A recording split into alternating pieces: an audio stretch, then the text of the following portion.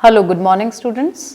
आज के हमारे इस वीडियो में हम भारत की गौंड जनजाति के बारे में जानेंगे कि उसका निवास स्थान कौन कौन सी जगहों पर है, मतलब किन किन क्षेत्रों में गौंड जनजाति निवास करती है भारत में, उनकी आर्थिक क्रियाएं किस प्रकार की हैं, सामाजिक संस्था उनकी किस प्रकार की है और वर्तमान में जो उनकी स्थिति है वो किस प्रकार की है। देखिए, सबसे पहले हम लेते हैं गौंड जनजाति के निवास क्षेत्र को, यानी हैबिटेट क्या है गौंड जनजाति का। देखिए, गौंड जनजाति भारत की सबसे बड़ी जनजाति है। 2001 में इसकी संख्या 80 लाख से अधिक थी, जो अब लगभग 1 करोड़ है। ये प्राचीन गौंड राजाओं के वंशज हैं तथा दक्षिण में कर्नाटक से लेकर आंध्र प्रदेश, महाराष्ट्र, गुजरात, मध्य प्रदेश, छत्तीसगढ़, झारखंड, बिहार तथा बंगाल तक फैले हुए हैं। गौंड जनजाति के कई वर्ग मध्य प्रदेश और आंध्र प्रदेश के पठारी भाग में रहते हैं। उड़ीसा के दक्षिण पश्चिमी भाग में भी कुछ गौंड रहते हैं। मध्य प्रदेश में विशेषकर बस्तर पठार में इनके मुख्य वर्ग मारिया, मुरिया, परजा, भटरा, गडाबा, हालबा और धाकर हैं। आंध्र प्रदेश के गंजम और विशाखापट्टनम जिलों में साउरा वर्ग, कुरुश वर्ग और केवट वर्ग के गोंड जो हैं वो निवास करते हैं। तो गौंड जनजाति के मुख्य वर्ग और जनजाति जो है, विशेष रूप से ये जो जिले हैं आंध्र प्रदेश, महाराष्ट्र, गुजरात, मध्य प्रदेश, छत्तीसगढ़, झारखंड, बिहार और बंगाल में निवास करती है। और जो उड़ीसा के दक्षिण पश्चिम में और बस्तर के पठार वाले इलाके में जो गोंड रहते हैं, वहाँ पर कई वर्ग गोंडों के निवास करते हैं, जिनमें मारिया, मुरिया, परजा, भटरा, गडाबा, हलाबा और ढाकर जो है वो प्रमुख हैं। अब देखिए, हम इस मैप में लोकेशन देख सकते हैं गौंड जनजाति का निवास क्षेत्र। ये जो डार्क ग्रीन कलर का जो क्षेत्र है, यहाँ गौंड जनजाति का केंद्रीकरण जो है वो बहुत अधिक रूप में हमें देखने को मिलता है। तो जब आप गौंड जनजाति के बारे में लिखेंगे या बताना चाहेंगे तो आपको ये जो निवास क्षेत्र हैं वो ज़रूर से मैप के अंदर लोकेशन को बताना है। चलिए, अब हम बात करते हैं गौंड जनजाति की बस्तियों की या सेटलमेंट्स की। देखिए, गौंड लोगों के निवास के लिए नंगले अर्थात पल्ली और छोटे छोटे गांव होते हैं। देखिए, नंगले और जो पल्ली है वो एक तरह से छोटे कस्बों की तरह, हैमलेट्स की तरह, ढाणियाँ जो हमारे यहाँ पर होती है ना, बस वही सेम चीज़, उन ढाणियों को ही नंगले और पल्ली कहा जाता है। और छोटे छोटे जो गाँव के हैं उन्हें टोला कहा जाता है। अब ये जो टोला जब बसाया जाता है गौंड जनजाति के लोगों द्वारा, तो उसको बसाने से पहले जिस भूमि पर वो अपना इसको बसाना चाहते हैं, घर बनाना चाहते हैं, तो वहाँ पर उस भूमि के ढाल की दशा, सूर्य के प्रकाश तथा कृषि भूमि आदि का वो अध्ययन करते हैं। मकान जो हैं गौंड जनजाति के लोगों के, वो लकड़ी, पत्थर और ईंटों के द्वारा बनाए जाते हैं। और प्रत्येक टोले के पास में उपयुक्त स्थान पर एक युवक गृह होता है, युवा गृह होता है, जिसे हम धोतुल कहा जाता है। और इसमें गांव के युवक तथा युवतियां रहते हैं। धोतुल के पास ही सरकारी कर्मचारियों तथा मेहमानों के लिए गेस्ट हाउस टाइप का बनाया हुआ होता है, जिसे कोस धोतुल कहा जाता है। तो आपको ये ध्यान रखना है, जो छोटे ढाणियाँ होती हैं गौंड जनजाति के, उन्हें हम नंगले या पल्ली कहते हैं। और जो गांव हैं, छोटे छोटे गांव, उन्हें टोला कहा जाता है। और ये जो धोतुल है युवाओं का निवास का गृह होता है। वहीं जो कोस धोतुल है वो मेहमानों के लिए या सरकारी कर्मचारियों के लिए गौंड जनजाति के प्रत्येक गांव के निकट ही बनाया जाता है। अब हम बात करते हैं गौंड जनजाति की आर्थिक क्रियाओं की और उनकी अर्थव्यवस्था की। देखिए, गौंड जनजाति के जो लोग हैं वो आत्मनिर्भर होते हैं। इनके जीवन की आवश्यकताएं अत्यंत साधारण होती हैं। प्रत्येक गांव के निवासियों के लिए भोजन, वस्त्र, आश्रय आदि की व्यवस्था उसी क्षेत्र के उत्पादन से ही होती है। इन लोगों का मुख्य व्यवसाय कृषि और आखेट है। कुछ लोग इनमें से वनों की उपज भी इकट्ठी करते हैं और पशुपालन भी करते हैं, और कुछ लोग मछली पकड़ने का पेशा भी यहाँ पर करते हैं। तो इनके मुख्य उद्यमों की जब हम बात करते हैं तो देखिए, सबसे पहला उद्यम इनका मुख्य रूप से दिप्पा कृषि है, जिसमें एक भूमि पर 2-4 वर्ष कृषि करने के बाद उस भूमि को छोड़ देते हैं और दूसरी भूमि पर कृषि करते हैं। तथा दूसरे प्रकार की जो कृषि है वो पेंडा कृषि कहलाती है। तो ये 2 प्रकार की कृषि करते हैं गौंड जनजाति के लोग, दिप्पा कृषि और पेंडा कृषि। दूसरा जो इनका उद्यम है वो है हंटिंग का, आखेट का। तीसरा उद्यम फिशिंग एक्टिविटी का है, मछुआ कर्म का है, जो नदियों, झीलों और तालाबों में किया जाता है। और चौथा उद्यम अगर हम कहें तो वो है वनों की उपजें इकट्ठी करना। और पांचवा जो है पशुचारण, परंतु ये जो गोंड जनजाति के लोग हैं पशुचारण की क्रिया बहुत कम करते हैं, विशेष रूप से दिप्पा कृषि और पेंडा कृषि करते हैं। उसके बाद आखेट और फिशिंग जो एक्टिविटी है उसको लेते हैं ये लोग। क्लियर। अब बात आती है दिप्पा कृषि की। देखिए जो दिप्पा कृषि है ये बेसिकली हम देखा जाए तो ये जनजातियां जो हैं अभी भी घुमक्कड़ और बंजारा जीवन ही व्यतीत करती हैं, और ये कुछ ही स्थानों पर कुछ समय के लिए ये स्थानांतरी टाइप की कृषि भी करती हैं। तो ये जो दिप्पा कृषि है ये एक तरह की स्थानांतरी कृषि है जो गोंड जनजाति के लोगों के द्वारा की जाती है। इसमें नई साफ की गई भूमि को कुछ वर्षों तक जोतने बोने के बाद छोड़ देते हैं और दूसरी भूमि को साफ करके जोतने बोने लगते हैं। और ये जो ढंग है कृषि करने का ये दिप्पा कृषि कहलाता है, और सामान्यतः ये समतल मैदानी भागों के अंतर्गत की जाती है दिप्पा कृषि। दूसरी जो कृषि है गोंड जनजाति के लोगों द्वारा की जाने वाली वो है पेंडा कृषि।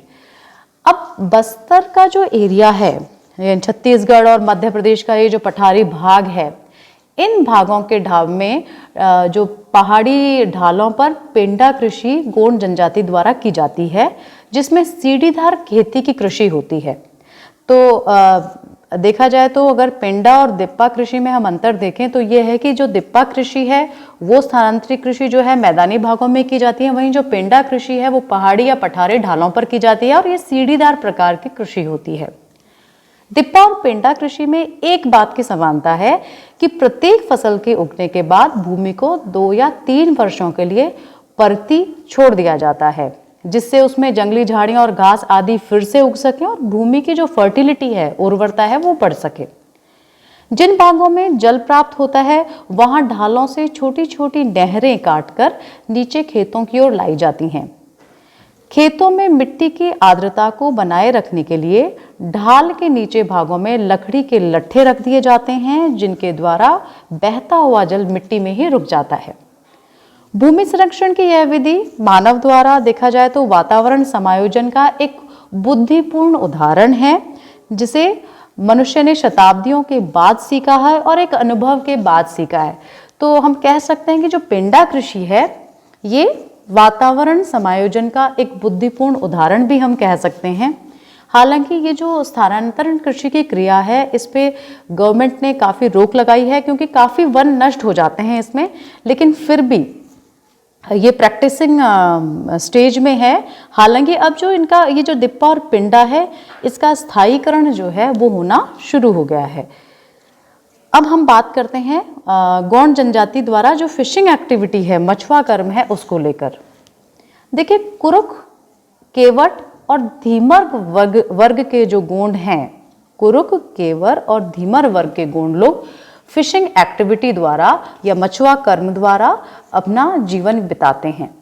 बस्तर जो जगह है, पठारी भाग है, बस्तर की सभी आदिम जातियां मछुआ कर्म थोड़ी बहुत मात्रा में अवश्य रूप से करती हैं, लेकिन कुरुक वर्ग ने मछुआ कर्म को अपना स्थायी पेशा बना लिया है। तो जो कुरुक गोंड हैं वो परमानेंट फिशिंग एक्टिविटी करते हैं। ये लोग कृषि नहीं करते हैं और इसी कारण ये मारिया वर्ग से पूर्णतः भिन्न हो गए। मारिया वर्ग के लोग बेसिकली कृषि करते हैं। दूसरी जो एक्टिविटी है गोंड जनजाति के अंतर्गत वो पशुचारण है, यानी पैस्चुरिंग है। रावत वर्ग जो है देखा जाए तो एक गोंड जनजाति का उपवर्ग है, और रावत वर्ग के जो लोग हैं वो ये पशुचारण की क्रिया करते हैं। और विकसित प्रदेशों में रावत जाति ब्राह्मण और क्षत्रिय दोनों ही वर्गों में होती है, फिर भी गोंड लोगों में भी ये वर्ग जो है एक वर्ग इस गोंड जनजाति का वो रावत वर्ग कहलाता है। रावत वर्ग का पेशा पशुपालन है। ये लोग गाय, बैल आदि दूसरे कृषकों को बेच देते हैं।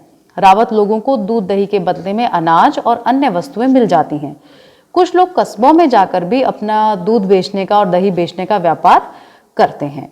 हालांकि तो ये जो पशुचारण की क्रिया है केवल रावत वर्ग के गोंड लोगों में ही है, और बाकी जो लोग हैं वो बहुत सीमित मात्रा में पशुचारण की क्रिया करते हैं। अब अगला हम बात करते हैं गोंड जनजाति द्वारा जो कुटीर उद्योग हैं गोंड जनजाति के क्षेत्र में, उनके बारे में। देखिए, प्रत्येक गांव या 2-3 गांवों के लिए एक लोहार परिवार होता है जो खेतों के बहुत साधारण औजार बनाता है। उन लोगों में लोहार जाति कोई अलग जाति नहीं होती, बल्कि उन्हीं गोंड में से किसी परिवार के लोग लोहार का पेशा पीढ़ी दर पीढ़ी करते हैं। यानी होते वो गोंड जनजाति के ही लोग हैं, पर लेकिन उन्होंने लोहार का जो आयरन स्मिथ का पेशा है वो अपना लिया है। अब ये इस पिक्चर जो हम देख रहे हैं, इसमें आप देख सकते हैं जो कौन कौन सी एक्टिविटीज़ जो हैं वो गोंड जनजाति के द्वारा किया, जैसे बास्केट मेकिंग की एक्टिविटी है, चटाई बनाना, टोकरी बनाना, ये सब वो करते हैं। उसके बाद जो फ्लोर पेंटिंग की एक्टिविटीज़ हैं वो की जाती हैं। साथ ही साथ जो पॉटरी बनाने की एक्टिविटी है वो गोंड जनजाति की महिलाओं और पुरुषों द्वारा की जाती है। और इसी प्रकार से बॉडी टैटूइंग जो है वो भी इनमें की जाती है। आंध्र प्रदेश में गंजम और विशाखापट्टनम जिलों में सावरा वर्ग के बहुत से गोंड जो हैं वो छोटे छोटे कुटीर उद्योगों में लगे रहते हैं। जैसे अरीसी वर्ग के लोग हाथ से कपड़े बनाते हैं और साथ ही जो टोकरियां भी बनाते हैं और कुछ मात्रा में लोहे के औजार भी वो बनाते हैं। तो विशेष रूप से कौन से वर्ग के गोंड इसमें लगे हुए हैं? सावरा और अरीसी जो वर्ग के गोंड हैं वो इस कुटीर उद्योग वाली क्रिया में लगे हुए हैं। अब हम बात करते हैं गोंड जनजाति के औजार और उपकरणों की, यानी टूल्स और इम्प्लीमेंट्स। कौन कौन से टूल्स और इम्प्लीमेंट्स जो हैं वो गोंड जनजाति के लोगों द्वारा उपयोग में लाए जाते हैं। देखिए, गोंड लोगों के औजार जो हैं साधारण होते हैं, साधारण किस्म के होते हैं और स्थानीय लोहार जो है वो बनाता है इनको। जैसे कृषि के लिए हलों की फालियां, फसल नीरने के लिए खुरपे, सिंचाई के लिए फावड़े, फसल काटने के लिए दरातियां, हंसिए, लकड़ी काटने की दरातियां और हालिए, लकड़ी काटने की कुल्हाड़ी, आखेट करने के तीरों के सिर बनाना, लकड़ी के हल, लकड़ी के बाकी जो दूसरे तीर कमान हैं, वो सब जो हैं ये गोंड जनजाति के मुख्य उपकरण हैं और स्थानीय लोगों द्वारा ही ये उपकरण बनाए जाते हैं। अब जब हम गोंड जनजाति के रिलीजियस बिलीफ की बात करें तो देखिए, पशु बलियां ये लोग देवी देवताओं को प्रसन्न करने के लिए करते हैं और भेड़ बकरियों की बलियां देते हैं। पुरखों की जो प्रेतमात्माओं में भी ये विश्वास करते हैं और प्रेतमात्माओं को भी बलियां दी जाती हैं। उनके उपलक्ष्य में उत्सव, नाच गाने भी गोंड जनजाति के लोग करते हैं। ऐसा करने से ये लोग समझते हैं कि खेती की पैदावार कई गुना होती है और देवताओं के रूठ जाने पर ये फसल जो है वो बिल्कुल नहीं हो पाती। इस पिक्चर में हम देख सकते हैं ये एक रिलीजियस बिलीफ का एक पार्ट है कि किस प्रकार से एक गोंड व्यक्ति इस तरीके से अपने देवता के आगे झुका हुआ है और कैसे बाकी जो गोंड जनजाति के लोग हैं वो खड़े हुए हैं। अब हम बात करते हैं उनकी क्लोथिंग और आभूषण की, वस्त्र और आभूषणों की। देखिए, गोंड लोग प्रायः सूती वस्त्र पहनते हैं। आप इस पिक्चर में आसानी से देख सकते हैं इस गोंड महिला ने एक सूती साड़ी पहन रखी है और पास के किसी कस्बे में जाकर सूत और सूती कपड़े मोल ले आते हैं तथा सूती वस्त्र अपने गांव में ही ये लोग हैंडलूम से तैयार करते हैं। हथकरघे बनाए हुए होते हैं इनके और हथकरघों से जो है वो ये वस्त्र तैयार किए जाते हैं। कभी कभी कोई घुमक्कड़ सौदागर भी फेरी लगाते हुए इन गाँव में आ जाता है और कपड़ा बेच देता है और अपनी चराई हुई भेड़ बकरियों से इन्हें ऊन और बाल मिल जाते हैं, जिससे कंबल और गांव में ही कपड़ा अपना तैयार कर लेते हैं। स्त्रियां जो हैं यहाँ पर गोंड जनजाति की, अगर उनकी बात करें तो ज्वेलरी की, तो मूंगे और नकली मोतियों से बने आभूषण गले और हाथों में पहनती हैं और मूंगे तथा कोड़ियों को गूंथकर अपना हार बनाती हैं, जिनको फूल पत्तियों से बने देशी रंगों से रंग लिया जाता है। एल्यूमिनियम की बालियां भी स्त्रियों द्वारा पहनी जाती हैं। पशुओं के सींगों से बनाते हैं ये लोग और कंघे ये सब भी बनाते हैं पशुओं की सींगों से। लड़कियां अपने बालों में जूड़े में सफ़ेद बांस से बने आधा दर्जन से अधिक कंघे रखती हैं और विवाह के पश्चात केवल पति के घर से भेंट से जो प्राप्त कंघे होते हैं वही प्रयोग करती हैं।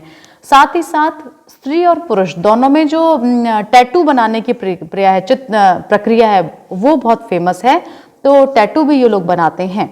अपन इस पिक्चर में ये स्थित जो आभूषण हैं और इन्होंने जो अपने बालों में कंघे लगा रखे हैं ये सब अपन इस पिक्चर में देख सकते हैं। साथ ही जो टैटू बनवाते हैं स्त्री और पुरुष वो भी इस प्रकार से ही बनवाया जाता है।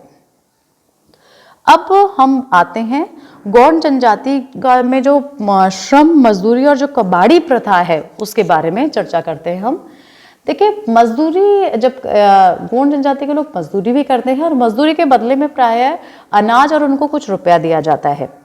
खेती की नौकरी कभी कभी दास्ता का रूप भी धारण कर लेती है यहाँ पर। इसलिए जो बड़े कृषकों के पास ऐसे नौकर मजदूर होते हैं जो जन्म भर एक ही किसान की नौकरी करते रहते हैं। जब कोई मजदूर अपनी बेटी का विवाह करता है या गांव पंचायत को जुर्माना देता है तो वह रुपयों की आवश्यकता समझता है और तब वह कर्ज लेता है और इस कर्जे को वह कृषि सेवा द्वारा ही चुकाता है। ये प्रथा कुछ मात्रा में अभी भी चल रही है। हालांकि प्राचीन समय में इस प्रथा का जो चलन था, बोलबाला था, वो बहुत अधिक था।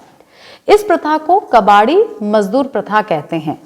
जब कोई कबाड़ी मरते समय तक अपने स्वामी किसान का कर्जा नहीं चुका पाता है तब उस ऋण का भार उसके बेटों के कंधों पर आ जाता है। उसका बेटा जीवन भर कबाड़ी रहकर अपने स्वामी कृषक की सेवा करता है। कबाड़ी मजदूर को मजदूरी के बदले में ज्वार, चावल, नमक, मिर्च, तंबाकू आदि मिलते हैं और कुछ रुपए भी मिलते हैं जिनसे उनके कपड़े आदि का कार्य पूरा होता है।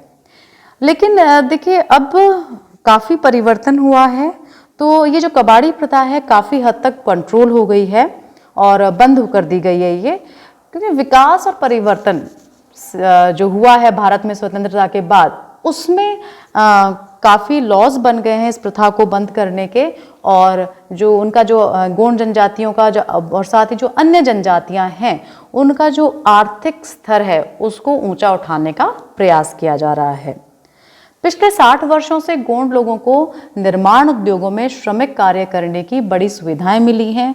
बहुत सी संख्या में ये आदिम जातियों के लोग कोयला खानों, लौह धातु की खानों या मैग्नीज की खानों में, जो उनके निवास क्षेत्र के आसपास ये खाने बहुत ज़्यादा हैं, क्योंकि जहां गौंड जनजाति के लोग निवास कर रहे हैं उन क्षेत्रों में जो क्षेत्र हैं वो खनिजों की दृष्टि से भी काफ़ी उन्नत हैं। और तो खनन क्रिया में ये गौंड जनजाति के लोग लगे हुए हैं और वहाँ श्रमिक के रूप में कार्य करते हैं।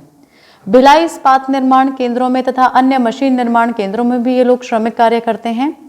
इस नई तकनीक के संपर्क में आने से इन आदिवासियों की जो अर्थव्यवस्था है वो भी उन्नत हुई है। निर्माण केंद्रों के समीप ही इनकी नई बस्तियां स्थायी रूप से बस गई हैं, जिनमें अस्पतालों, स्कूलों, बाजारों और पंचायत घरों की भी स्थापना हो गई है।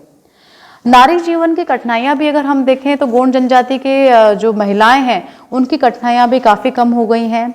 यातायात का विकास होने से नगरों से गौंड जनजाति के लोगों का संपर्क बढ़ा है और जीवन जो है वो सुखी हो गया है और सभी राज्यों में इन्हें आरक्षण का लाभ भी दिया हुआ है, जिसके कारण इनमें शिक्षा का प्रसार भी हुआ है। साथ ही साथ सरकारी नौकरियों के क्षेत्र में भी पर्याप्त संख्या में गौंड जनजाति के लोग आने लगे हैं।